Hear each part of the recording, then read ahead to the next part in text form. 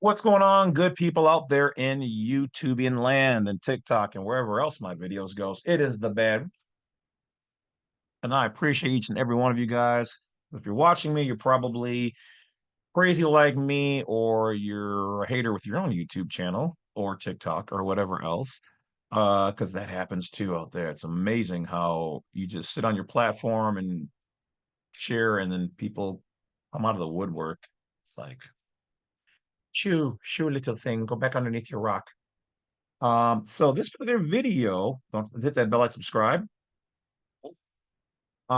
is about the non-UCC filing. So let's take a look and see what we can find on that, because I thought I talked about it in one of the other videos, and apparently not. Or I did lightly in passing, but I didn't make a specific video on it by itself. So dun dun dun dun dun dun. All right, here we go. All right, shebang-a-bang. All right, so what is a non-UCC filing? A non-UCC filing is a property that is collateral and is governed by applicable law other than the Uniform Commercial Code. So they're saying right here, this is a private filing, not within their jurisdiction. Which, if I understand, believe correct, well, we'll go through in a second. So non-UCC property can include personal property that is a security interest that cannot be perfected under the UCC, meaning it's not ours, you didn't file with us, so do your own thing. Okay.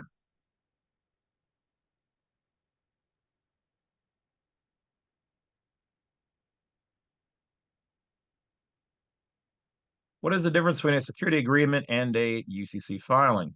A security agreement creates the security interest, making it enforceable between the secured party and the debtor. A UCC1 filing statement neither creates a security interest nor does it alter its scope. It only gives notice of the security interest to a third party.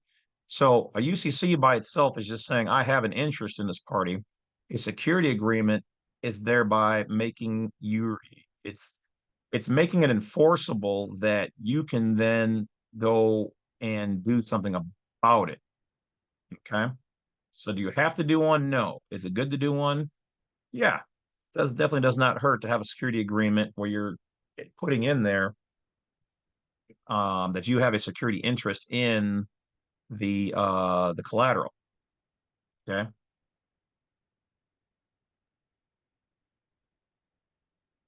All right. So let's um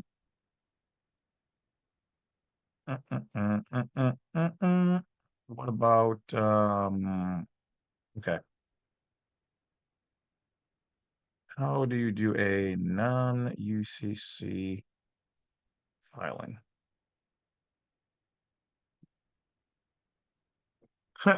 A financial expert can provide you with the best advice on the topic. Okay, Fordham Universities. Let's see what they have to say.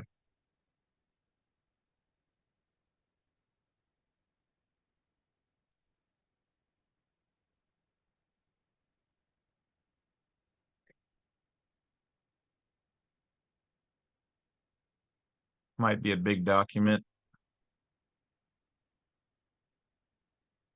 or something. One more time.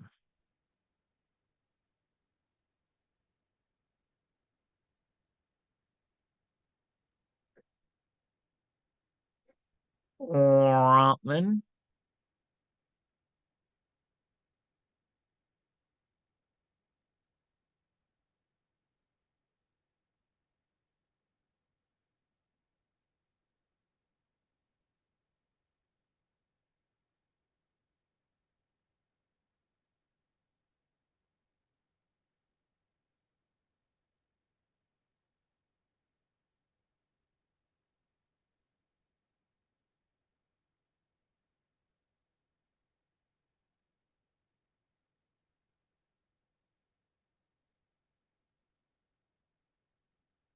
All right, I was kind of looking to see if they had a little bit more on it.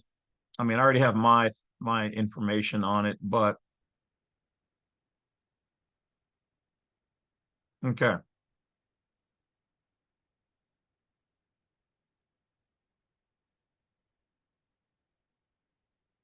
All right. So, okay, so we'll pop back here 1 second.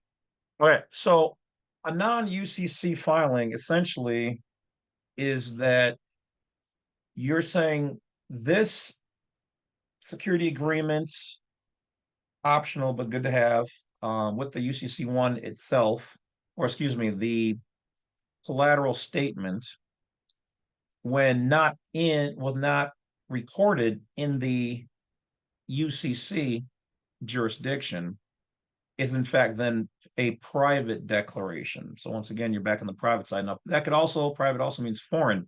So you could file this in the republic of said state. You could do it privately amongst yourself or selves in another country. Somebody who doesn't, maybe there's a country that doesn't have a UCC, you can use their information, their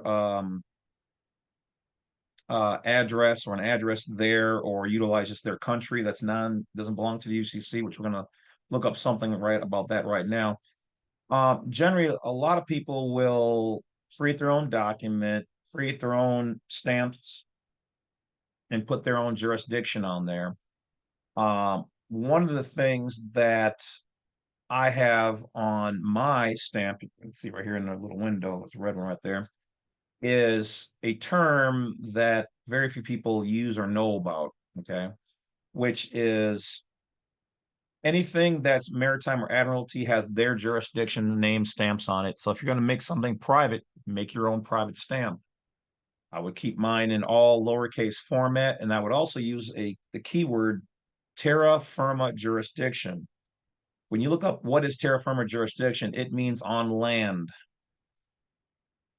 Let's see how many people start using that jurisdictional word on their things in their videos and see if it didn't come here first. But if you do use it, again, send a shout out to the Badwolf on YouTube, James C. Lovett. Little love, little credit here. So on the bottom of it, you should have terra firma jurisdiction because it literally means the opposite of maritime admiralty jurisdiction on the land back in America or your own nation, your own private nation, another country, whatever you want to claim, you make it happen. All right. So when some people do that, they'll make like 2 copies of it and they'll keep one open and available stamped. And then they'll have another UCC put into an envelope, mail it to themselves. So then it's sealed by the GOV and then mail to them as being this is the factual date. Some people will do that, not that you have to. It's also called like a poor man's patent. And get it notarized. Okay. And remember, you can be your own. If you're doing things completely private, you doing your own thing makes you your own notary. Okay. But in their jurisdiction, and remember, there's 2 types. You've got a public notary and a private one. Okay. So a notary public and a public notary, or a republic notary. So you can find either one of those are both good. But if you're doing things in their jurisdiction, it's best to use their people and their stuff so that it's recognized, recorded, or registered properly as how they move. But if you're doing everything in the private, then make your own. Okay. But you can still kind of utilize their notary public. I like to put in the print, use of notary public um, does not construe any jurisdiction, over the creator of this document, blah, blah, blah. So now let's get back and I want to check out something.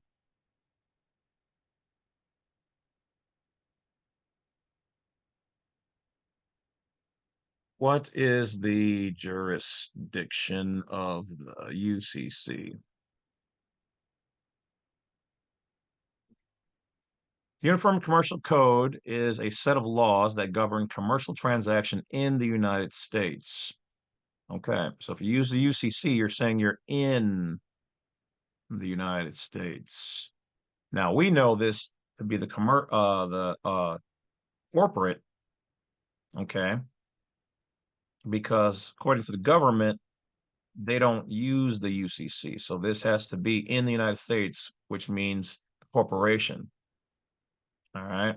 Usually what you want to see is without the United States, which means the United States of America. So just another way of saying it. Usually I put that on my mail with no zip code. The UCC is a model of laws, and jurisdictions can adopt any or all of Article 9 of the 2000 official text of the UCC. The UCC is not a federal law. Okay, so what I was just saying right now, what I just said, here it is. I didn't even like pre-read. Okay, so the Fed level, they do not use the UCC. But what does it say? But a uniformly, meaning mostly the same. That's why they have the "ly" on there. That's how dangerous some of these words. And if it said uniform, it'd be completely just uniform. It says uniformly, meaning not all the states. Like Louisiana, I think, has Napoleonic and their own version of the UCC. And one or two other places have their slight variations of the UCC so adopted. So it's uniformly, dangerous word here, dangerous little words, ly, in, without, of. Those are some of the most dangerous things you have to pay attention to. Adopted state law. So on the state law, state level, okay, every U.S., look at every U.S. state, okay, and the District of Columbia. There it is. They're always in the back door, literally. Have adopted at least part of the UCC. Okay.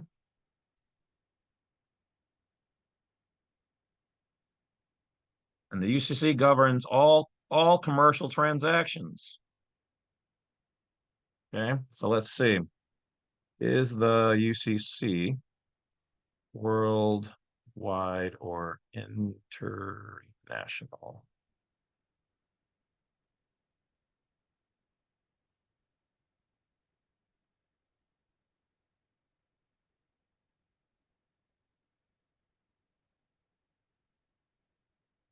The UCC is primarily domestic law in the United States, but it does have an impact on international trade.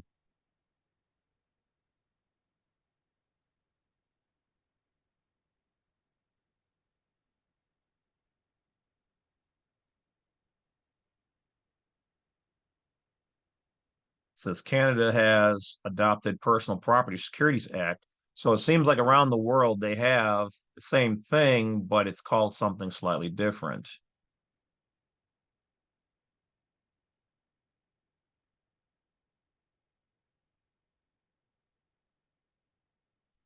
And here it's got the CISG versus the UCC.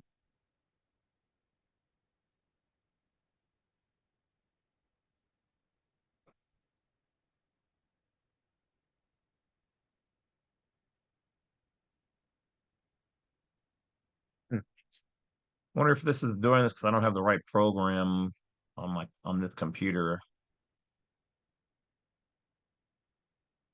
Okay, well, anyway, we're not going to read through that whole thing anyway. I'll get that fixed later. Okay, so here it says international UCC equivalents.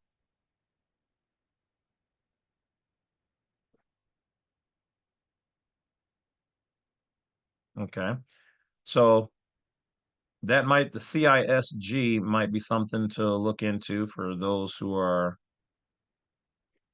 need a, oh, see, yeah, do we need a global commercial code?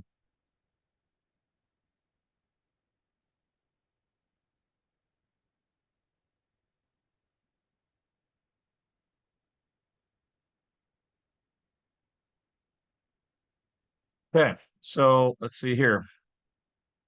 Who in, yeah, actually, yeah, there we go. Who enforces the UCC? The Uniform Commercial Code is a model code that is not legally binding in a jurisdiction unless the state legislature enacts it as a statute. So we already know that they all use it. So, okay, looks like, so the state.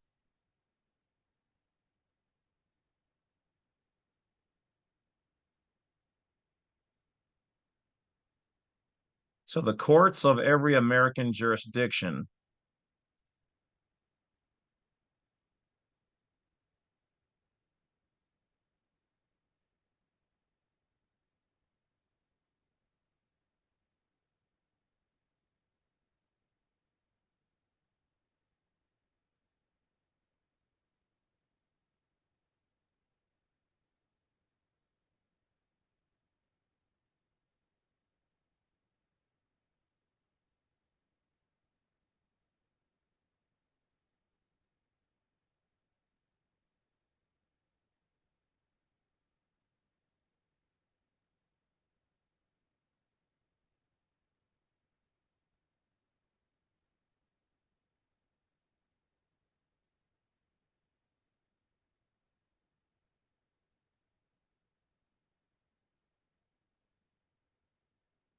This isn't a legal advice. You may want to consult a lawyer about this question. Okay, so each state has a UCC filing system, and the filing office varies by state. Most commonly, the Secretary of State's office is responsible. The Secretary of State may take administrative action if they believe a filing violates the law. Okay. So they didn't really just kind of throw it out there as to just kind of, they kind of mumble between the Secretary of State and the courts on the state level are responsible.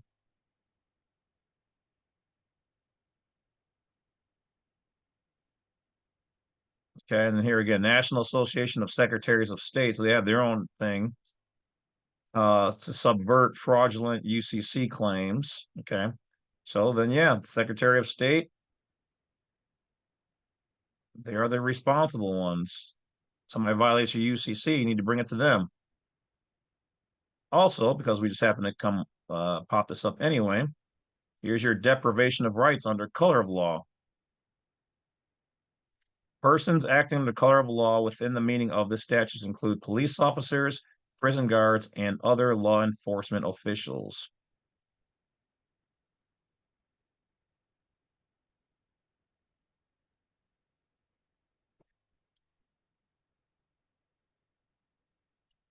All right, so there we have it. So that's one of the reasons why with the UCC, it's kind of hard to, really hold anybody accountable if they violate your codes, other than taking them to court and using the code, taking them to state court, using it there. Secretary of State, um, maybe even the Attorney General, I would say, would be people that you can bring your claims to. But yeah, they don't really like. It's interesting how they have it there for everybody to use, openly talk about it, but none of them go, "Hey, if somebody violates you, go right here, make this claim." Okay, so let's jump back and see if we can find a little bit more info on that. I don't feel satisfied just yet.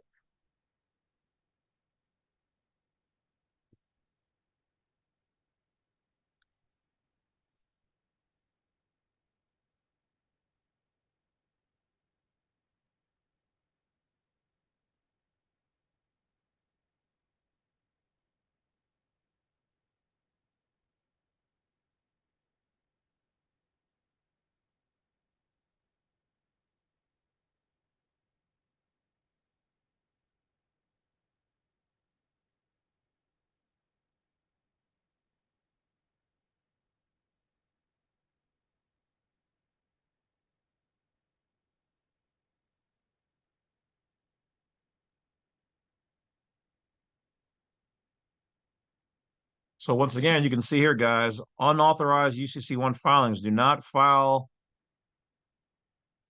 filings or liens, anything like that, against people fraudulently. They can come after you. Do not do it. See, but yeah, once again, they talk about fraudulent filings, but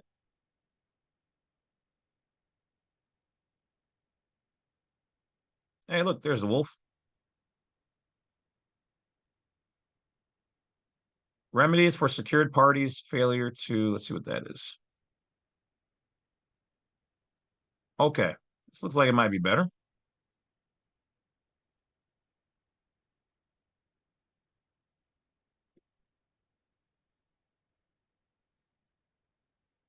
Okay, so you can go to court, so they do have judicial. Okay.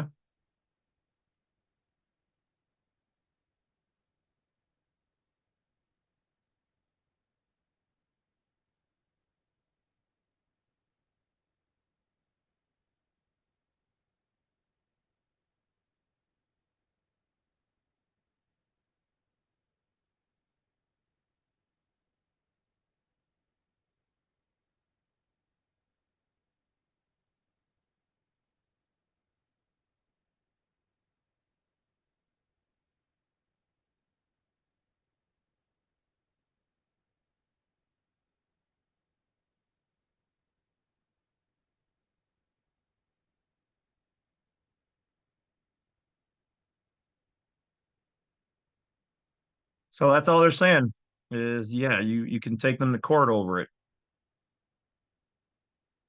So there you have it.